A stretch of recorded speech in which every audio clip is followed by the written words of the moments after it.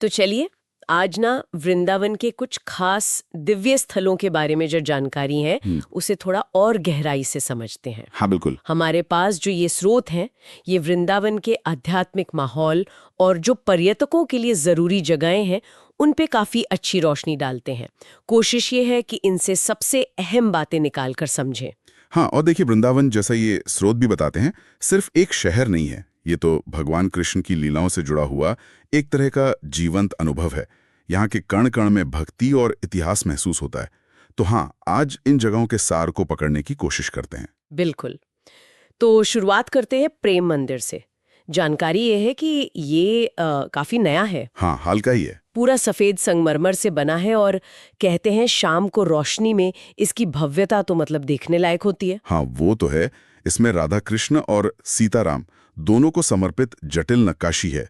कृष्ण लीला के अलग अलग दृश्य दिखाए गए हैं। दिलचस्प बात इसमें यह है कि जैसा आपने कहा नया है, तो ये आधुनिक वास्तुकला के जरिए उस दिव्य प्रेम को दर्शा रहा है। बिल्कुल। और शाम का जो लाइट शो होता है ना, वो इसे सिर्फ मंदिर नहीं रहने देता, वो इसे कला का एक नमूना बना देता है।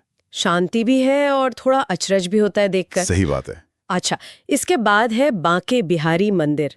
इसे तो वृंदावन का दिल कहते हैं। हाँ, ये तो बहुत ही पुराना और प्रतिष्ठित है। स्रोत बताते हैं कि ये सबसे प्रतिष्ठित मंदिरों में से एक है। यहाँ कृष्ण की वो खास बांके बिहारी मूर्ति है, त्रिभंगी मुद्रा वाली। हाँ, वो 3 जगह से मुड़ी हुई अनोखी है बिल्कुल। यहाँ का माहौल बिल्कुल अलग है ना, बहुत ऊर्जावान बताते हैं इसे। और जबरदस्त, प्रेम मंदिर से एकदम अलग। यहाँ तो लगातार भजन कीर्तन चलता रहता है। गजब की ऊर्जा महसूस होती है। और स्रोतों में एक अनोखी प्रथा का भी जिक्र है।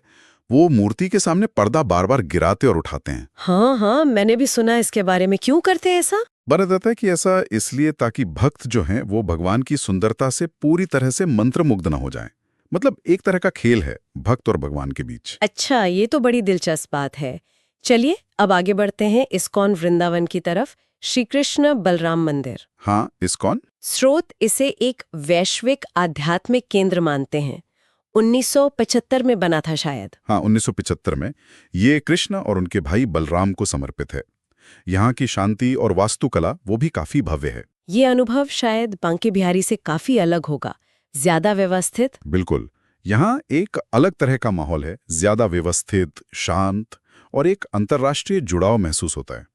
यहाँ की आरती, वो हरे कृष्ण मंत्र का जाप जो लगातार चलता रहता है। हाँ। और वहाँ का गोविंदा रेस्टोरेंट भी है, शाकाहारी। तो सब मिलके एक पूरा पैकेज बन जाता है। सही कहा। अच्छा, मंदिरों से थोड़ा हटकर अब यमुना किनारे चलते हैं, केशी घाट। हाँ, केशी घाट। जानकारी ये है कि ये यमुना तट पर है और इसका नाम शायद किसी राक्षस के नाम पर पड़ा, केशी राक्षस। हाँ बिल्कुल। कथा है कि कृष्ण ने यहाँ केशी नाम के राक्षस का वध किया था, उसी से इसका नाम पड़ा। ये जगह मंदिरों की भीड़ से जरा हटके है, थोड़ी शांति मिलती है यहाँ। हाँ, स्रोत भी यही कहते हैं, सूर्यास्त देखने के लिए या पवित्र स्नान करने के लिए। और शाम की यमुना आरती वो भी बहुत खास होती है यहाँ की। अच्छा। और यहाँ यमुना में नाव की सवारी का भी सुझाव दिया जाता है। उससे घाटों का नजारा बड़ा सुंदर दिखता है। प्रकृति और भक्ति का संगम है एक तरह से। ये तो बहुत अच्छा है। और आखिर में एक जगह है निधिवन। ये तो बड़ी रहस्यमयी लगती है। हाँ, निधिवन रहस्यमयी तो है। एक पवित्र उपवन है ये। कहते हैं कि रात में यहाँ कृष्ण, राधा और गोपियां रास लीला करते हैं, दिव्य नृत्य, और पेड़ गोपियां बन जाते हैं। हाँ, यही मान्यता है। इस जगह का यही रहस्य से खास बनाता है। स्रोत बताते हैं कि रात में यहाँ किसी को रुकने की इजाजत नहीं है। अच्छा। हाँ, बिल्कुल वर्जित है। लेकिन दिन में भी आप जाएं तो वहां की एक अलग ही आध्यात्मिक ऊर्जा महसूस होती है। और पेड़ों की बनावट भी अजीब है, नीचे की तरफ झुकी हुई। ये दिखाता है कि कैसे लोक कथाएं और गहरी आस्था मिलकर किसी जगह को इतना पवित्र बना देते हैं। तो इन सारी जगहों को अगर एक साथ देखें तो ये समझ आता है कि वृंदावन में आधुनिक भव्यता भी है, जैसे प्रेम मंदिर में। हाँ। और प्राचीन भक्ति भी, जैसे बांके बिहारी मंदिर में। बिल्कुल। फिर वैश्विक आध्यात्मिकता है इस्कॉन में, और केशी घाट पर प्रकृति की शांति। और निधिवन का वो रहस्यमयी पहलू। हाँ बिल्कुल, एक अनूठा संगम है इन सब का। सही कहा। और ये विविधता दिखाती है कि भक्ति कितने अलग अलग रूपों में अनुभव की जा सकती है। ये जानकारी उन लोगों के लिए बहुत काम की हो सकती है जो वृंदावन को सिर्फ ऊपर ऊपर से नहीं बल्कि उसकी अलग अलग गहराइयों को समझना चाहते हैं। तो आज की हमारी ये चर्चा वृंदावन के इन कुछ चुनिंदा पवित्र स्थलों पर ही केंद्रित रही, जैसा कि हमें उपलब्ध स्रोतों से पता चला। हाँ, और अंत में एक विचारणीय बिंदु छोड़ जाते हैं।